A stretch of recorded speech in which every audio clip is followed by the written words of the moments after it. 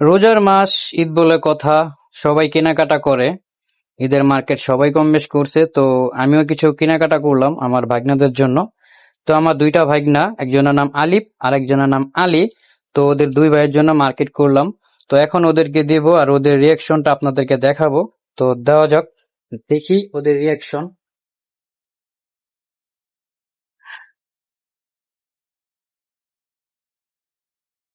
মামা এই নাও, এটা তোমার, নাও। এইটা নে, এটা নে।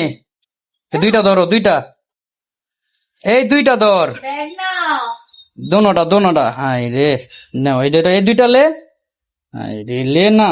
এই নাও তোমার, ঠিক আছে? খুশি? জোরে ক, কি ক? হাই রে, কি হ, ক খুশি?